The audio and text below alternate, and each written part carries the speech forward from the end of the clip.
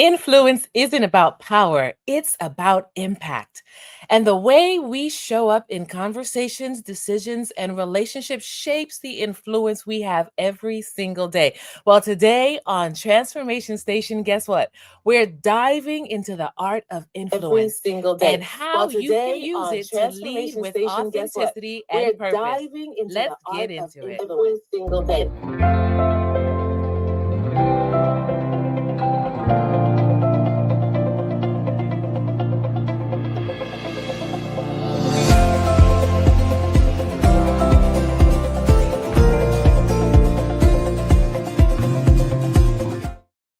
Welcome to Transformation Station, where every Monday and Wednesday we explore ideas and conversations that help you grow, adapt, and lead through change. I'm your host, Adrienne Benton, and today I'm inviting you to definitely, at the end of this, leave a review on Apple Podcasts, Spotify, Facebook, LinkedIn, on every platform possible. Because guess what?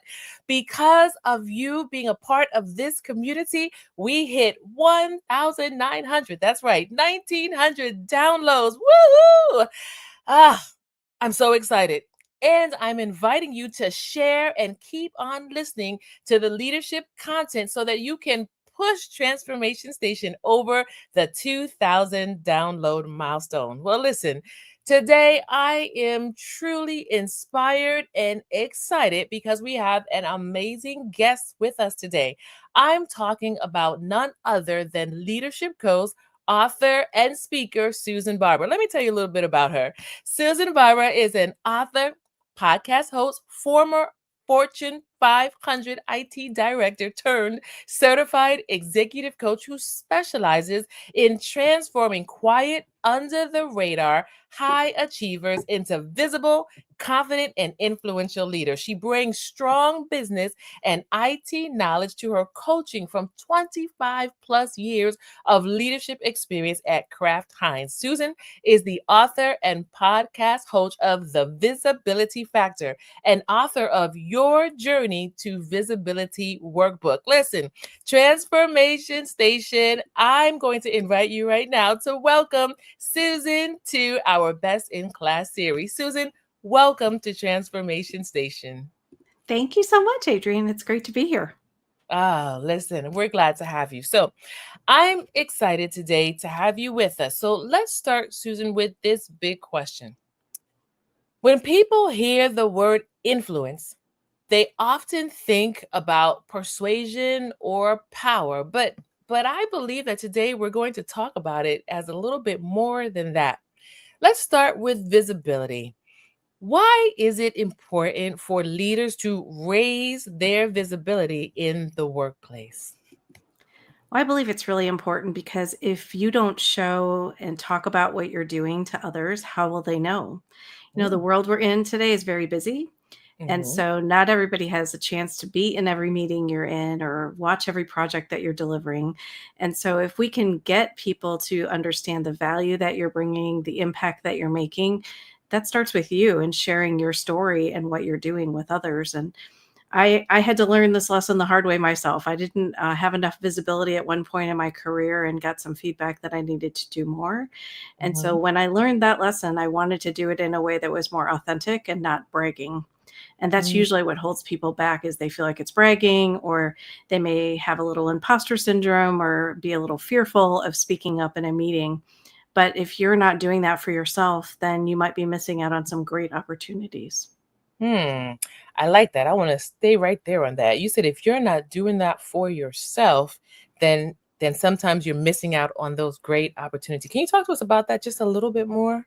Sure. So, in my own experience, I thought I was doing all the right things. And as I work with clients, they think that they're doing all the right things too, but something is holding them back. And what I found is that we generally are holding ourselves back because of some limiting belief we have, or somebody said something to us at one point in time, and we're living with that story of we're not good enough, we're not smart enough to be at the next level, instead of recognizing that we have a lot of value to bring and celebrating and embracing those things and talking about them and why we really do matter and why we Mhm, should be at the table. So it's up to us to start to do that. And that's the hard part, right? For some people, it feels uncomfortable and a little scary to do that. But if you can start doing that in little ways that I know we're going to talk about later, Mhm. then you can start to show a different side of your leadership. Mm, I love that. I love that. So here on Transformation Station, we always give our listeners and viewers an opportunity to stop and to take some assessments, to reflect. And so I want to invite everybody, let's collectively pause and take some assessments here, right? How can we raise our visibility in the workplace where we create opportunities? I love that. And I found, Susan, that visibility in the workplace, it requires presence. It requires for a leader to be present. You got to be present to shape the narratives. You have to be present to influence decisions, right? Not control, but influence. That's what we're Mhm. talking about today. The other thing that I was thinking about when you were talking, Susan, was that as leaders, those who we lead model our behavior. Yeah. And so they take their cues from us as leaders. What do you think about that?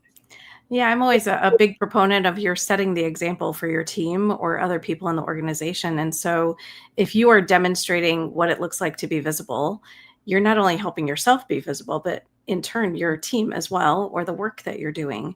Mm, And so I think that's the thing that a lot of people might miss is it feels mhm, uncomfortable to be visible for themselves and they miss out on the fact that they're now hurting their team potentially, right? Because if you're not showing that your team is valuable or the work that you're doing is valuable, well, that's the first group that may be getting eliminated if there's an opportunity to do so. So, mhm, continuing to make sure that you're showing value and making an impact to me is one of the most important things for a leader to do. And it's going to teach your team how to do it. So when they maybe have your position, they already know how to do that. So I'm trying to advocate for as many people to start doing this sooner than later, not waiting until I learned how to do it, but mhm. learning about it sooner in their career so they can start to really just, it feels normal, then it's completely who they are already. I love that. And that reminds me then of this quote that says, a leader's greatest influence isn't what they say, it's in what others repeat after they leave the room. That Right. influence, right? How do you know you're Yes. influential? It's not what's happening when you're there, when you leave, right? Hmm. What the team is able to still carry on, which then takes us to this principle. Leadership is not just about doing great work, it's about making sure the great work is seen, understood, and amplified. And I know you're going to talk to us a little bit more about that. So let me ask you this question. Can a leader be visible even if they're an introvert? Because I have no doubt that there's somebody, the leader that's listening and watching right now saying, okay, this is great. I know that I have what it takes to be a leader, but I'm not that extroverted in your face out there all the time. Can a leader be visible even if they're an introvert? 100%, because I would have considered myself an introvert Mm, many years ago as I was going through this, and I probably have shifted a little bit because of what I'm doing now. But mhm, as an introvert, you can absolutely get visibility even in a one on one conversation or mhm, with your boss. You don't have to be up on a stage or speaking at every meeting, but I want you to start to do that a little bit more maybe than you're doing today. And the mhm, easiest way to start doing that is think about what's going to be discussed. What are some mhm, questions I might ask? And the easiest way is even if you don't have a question to ask, but someone else has made a comment or asked a question, can you just add on to it and say something like, could you say more about that? I have some more questions. I'm hoping that you can share some more details. mhm, It's simple. It's really simple. And all we're trying to do is get your voice out there. mhm, And once you start doing it, it gets more comfortable. It will feel uncomfortable at first. That's okay. Just push through that and know that you can do it and you can start doing it more and more. I love that. I love that. So to all of us, because you know what, I'm introverted at heart. I know how to be extroverted based. I say extroverted by billet, based on my job or based on situation that I'm in. And it's good to know that, like you said, I love the example you gave as far as hearing someone else say something and then being able to respond back to it, right? So then Hmm. that's to use multiple platforms. It goes beyond physical presence, mentoring, Yes. writing, leading projects, contributing online. Sometimes we can get nervous about influence if that's not our true nature.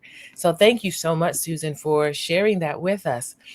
So, talk to us a little bit about how can leaders build influence across multiple personality types or when they lack formal power? So, that first question leads into this one, and I'm really excited to hear you share with us on this one, please.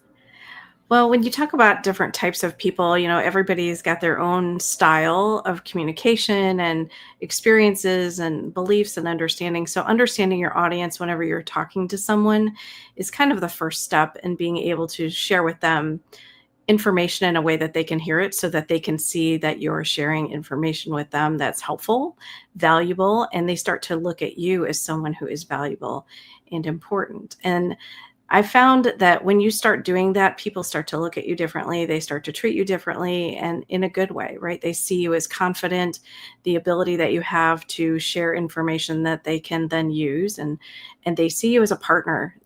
I am a big believer in, we're not, I'm higher than you and you're higher or lower than me. It's how can we be equals in the Mhm, conversation?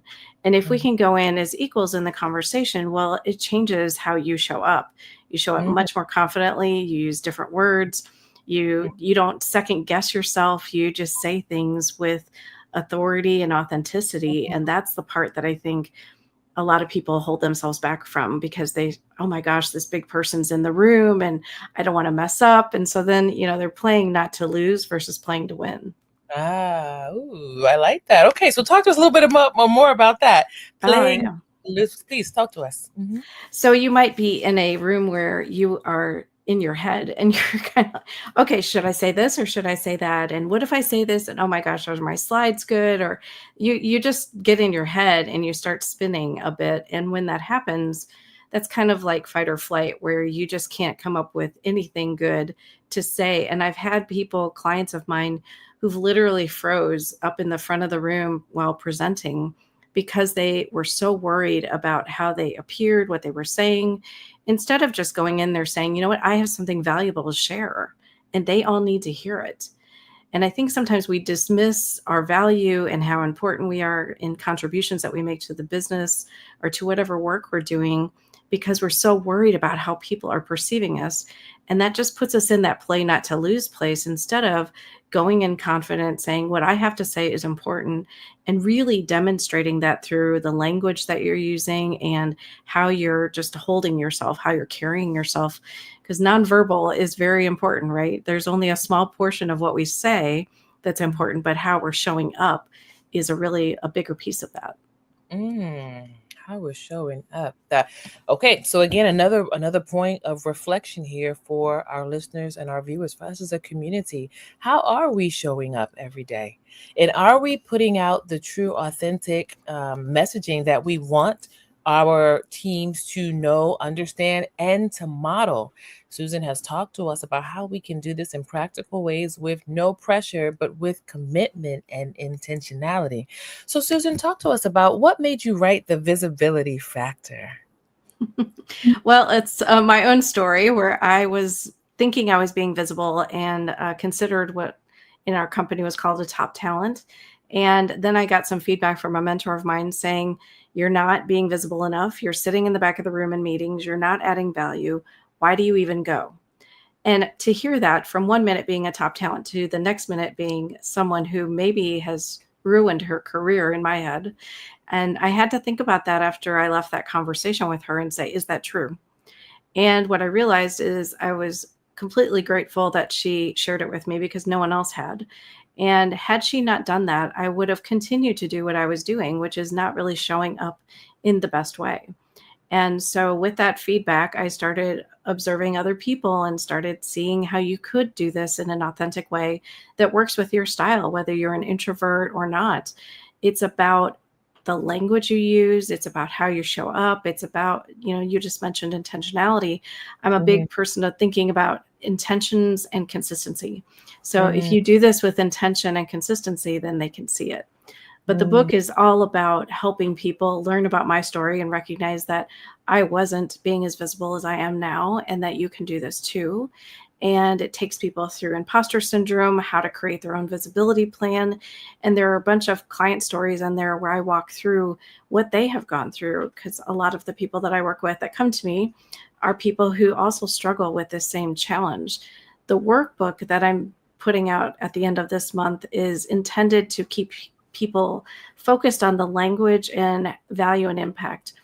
I Mm, realized after the book came out that there's a lot of other things that we could be doing to help people, little mm, scripts that they could use and insert their own situations, or seeing other tools and frameworks that I use that I could share with them.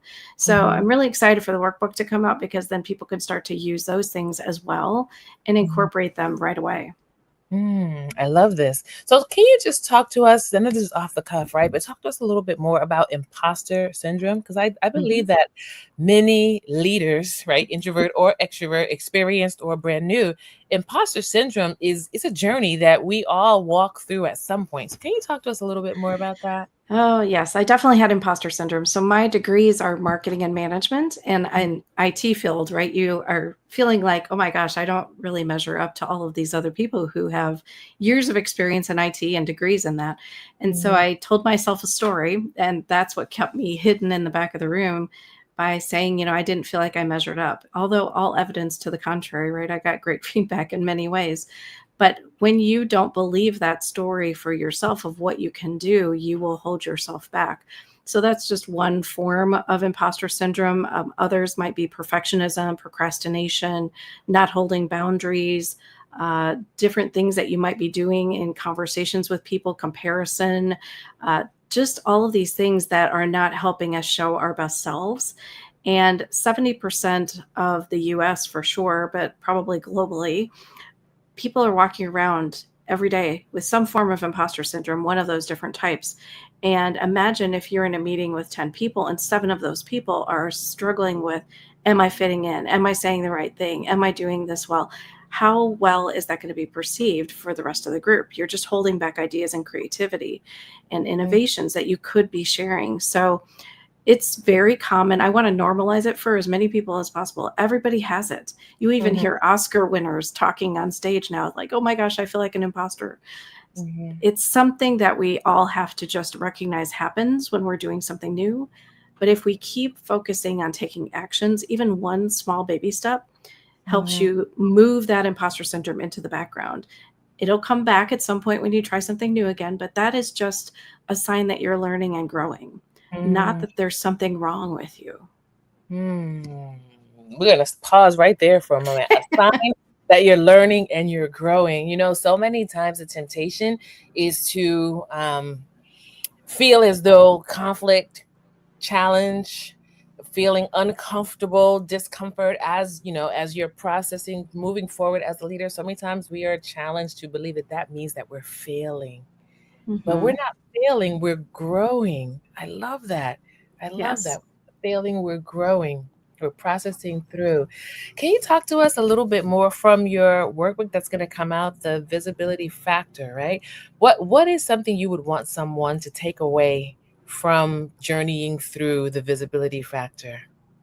So the new workbook is just a little bit of a different title, not because I didn't want it to be very complimentary to the visibility factor of my first book, but your journey to visibility is really taking people on a journey, looking through their career, where they Mm-hmm. are, where they started, where they want to go, and then helping them understand some of the challenges that they might experience. So I have a little assessment in there to help them identify what are their top challenges. And this is based on my own client's language, which Mm-hmm. is it's really easy assessment, but then it gives them a starting point for them to take these solution paths that I've designed based again on client experiences and walk through, here's what I did with a client with this framework, and here's what they did, and here's the results of what they were able to do now.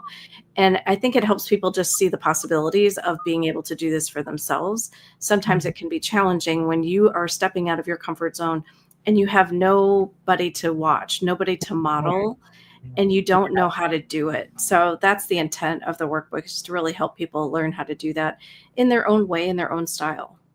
I love that. That's really powerful right there. So, with that said, can you share a real world example where influence rather than direct control influence led to a major breakthrough or transformation in a team or organization? Yeah, I was thinking about this. I had an opportunity to do something really big and bold, and our company was trying to do some things with one of our IT implementations. And one of the things that you always have to have that works well in any system is good data. And we had data that was sitting in multiple systems. And my big, bold vision was to get all of that data, the really important things like customer, products, materials, locations, all of that information into one system. And that one system would feed all the others. Well, that's big, right? There's a lot of work to do that and to bring that data together and to clean it up in a way that everybody can trust it. So it's the one source of truth. And so that project was something that I pitched to go forward with and had to influence not only people in my own part of the organization, but the rest of the company Mm, globally to get mhm, everybody on board to do this. So of course I had a lot of support and help to do that, but it was mhm, really my vision to stand up and say, yes, we're going to do this. We're going to make it happen. And what's interesting is once you put that vision out there, other people, if you can enroll them and see the positive side of why we want to do this and why it's going to help us, everybody comes on board with you. But you mm, have to believe that vision first. You have to really be passionate about it and sell that type of a vision to other people. And the influencing conversations really help you do that, help you mhm. talk about it and get more ideas of how to do it in the best way that everybody can come along on the journey with you. Mm, I love that. So let's talk practically. Um, let's talk again to our leaders as far as how we can build influence naturally every single day. I'm going to Mm, start with one and then I'll okay. invite you to share another. So, one I think of is leading with empathy. Taking the time to allow your team to know that you actually care, not just about the metrics, right? But you actually Mhm. care about the people and being able to find ways to communicate to communicate this in a way that could build trust and connection. So I would Mhm. say one practical way would be leading with empathy. What's another one that you can think of? I'm a huge person who focuses on leading with value. So that Mm, might be instead of just going into a one on one with your boss and saying, I did this, I did this, I did this, talk about what it is you did and why it mattered. So instead mm, of saying, I put these reports together for you, you can say, I put these reports together for you. I did the analysis, and here are mm, some recommendations that I identified that we should really be sharing across the broader organization. So what does mm, that do? It's showing initiative, showing that you can do the analysis, that you're mm, thinking like a business person, that you are helping your boss. All of mm. those things are going to be much more valuable than just saying, here's the reports. Mhm. So using one-on-ones to your advantage to start to share more about what you're doing with not only your boss, but maybe in other one-on-ones you're doing with other people in the organization is another Mm, one I talk about a lot. yeah, I love that. I love that. Another one I could think of, Susan, is building a network and not a silo, meaning create relationships across the team. When we create relationships, that creates connection. We find then that we can advocate for our people as well as we will find they will start advocating for each other, right? And our influence would then multiply beyond just our position. I know for me as a leader, that's one of the things that I strive many times while I recognize that I may have the position, I may have the title, I may be in the seat. Not me that really gets the job done or causes the team to be successful. It's the team. And Mhm. when I as a leader, when we as leaders take time to create relationships, when we build networks within the team, wow, that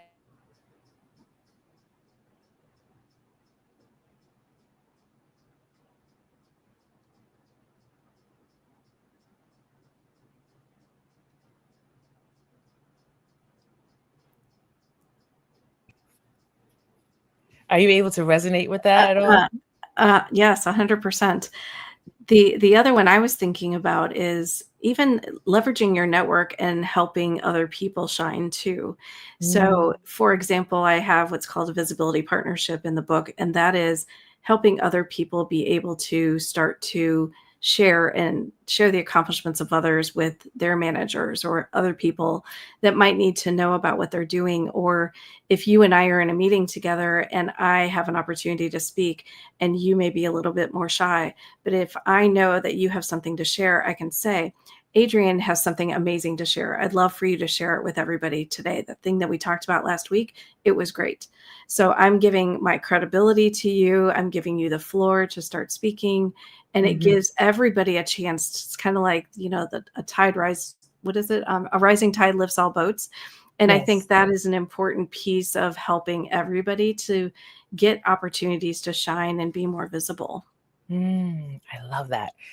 So, community, you're watching, you're listening to this dialogue with Susan and I. What's resonating with you as you talk about, as you think about the art of influence? What takeaways do you have from this that you can use as a discussion piece with your team tomorrow, or maybe even later on today, depending on what time you're listening? So, Susan, as we turn the corner here on this amazing conversation where so many gems are coming out, I want to ask you this final question. Share with us, give us your wisdom for the listener, the viewer right now that's saying, okay, I want to implement, I want to enhance, I want to move forward on the art of influence, right? As a leader. What are 3 tips that I you would would say, offer sorry. to someone to help them get started on becoming more visible? I would start with, who are the people that you need to have know you? So, are there Mm, people in your organization that need to know who you are mhm, and that you can share more about yourself with them? You don't want other people to share your narrative. You want to be able to do it for mm, yourself. So, make mhm, a list of, 3 to 5 people to start with, and then just continue to add to it. And then come up with, what do you want to share with them? What is mm, the messaging that you want to share? What are you known for? What are the things that you do to bring value? And mm, making sure that you're talking about that in a positive way that they can see and hear you, right? mhm, And you may not have done that before, you may not have ever met them before, but mhm, your voice is important. So I want to make sure that you find mhm. ways to get in front of them and talk to them. And then Yes. just the last part of it is about building relationships, because you never know who you may need in a company that you can Mm, leverage or lean on for some help along the way, and you want to build those relationships before mhm, you need them. So these are opportunities to get in front of people and offer to help them. What are some mhm, things that you can do to help them and add value to them?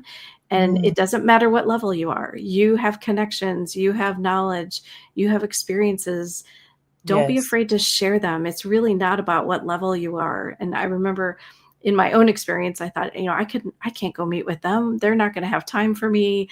They're not going to want to hear from me. But when I started doing it and just went in as an equal again, it changes how you show up. So if you can leverage that mindset, it allows you to go in a much more confident way, and then people can see you in a different way. I love that 1000%. Which reminds me of this best principle, which says start where you are, share what you know, connect with who you can. Visibility grows from consistent, authentic action. And that's exactly what I hear Susan just share with us. Transformation Station community, this is rich. This is rich. So, Susan, you have amazing resources that every leader needs. What's the best way if someone wants to keep in touch with you, tap into these resources? How can they do that? Well, I would have them go to my website, susanmbarber.com, and you can learn about the books there. You can learn about the podcast. You can connect with me on LinkedIn. I'm out there quite a few times a day. So happy to connect with anybody who has resonated with this topic and will help them start to think about how to create their own visibility. I'll leave them with one message. Every interaction you have is an opportunity for visibility. So Mm, please don't waste it. Take advantage of it and let yourself shine a bit more than you did before. I love that. Can you say that first line again? Every Sure. opportunity. Every interaction is an opportunity for visibility. So let's take advantage of them. Every interaction is an Opportunity for opportunity visibility. for visibility. There we go. I love it. I love it. I love it. Transformation Station community, listen, Susan has given us these powerful gems. Her website is right here on the screen. It's also in the description box. I want to invite all of you to reach out to Susan. Matter of fact, let her know that you've heard this particular episode. Let Susan know what resonated with you. Be sure to ask questions. She's a coach as well. So, hey, leaders, we have an amazing resource here. Let's support. Susan, it's been wonderful to have you today. I really feel like we just barely scratched the surface. So, we're going to have you come back on again to really help us to hone in on this really relevant and critical topic for us as leaders. Thank you so much for joining us today. Thank you for having me. I loved it. It was a great conversation. Absolutely. Thank you. All right, Transformation Station community, here we have just had another amazing episode. And listen, if you enjoyed today's episode, make sure to follow the Transformation Station podcast so you never miss a Monday or a Wednesday conversation, just like the one we had today with Susan. And matter of fact, I'd love to hear from you. What's one way you practice influence in your life or in your workspace? Let me know. Drop your thoughts in the comments. Definitely, as we mentioned earlier, leave a review on Apple Podcasts, Spotify, Facebook, LinkedIn, on every platform possible. Share this episode with someone in your workplace that needs to hear it. Keep the conversation going. Remember, we're at 1,900 downloads today, but I know with your help, you can help push Transformation Station over the 2,000 download milestone. Well, until next time, keep on transforming the way you live and the way you lead.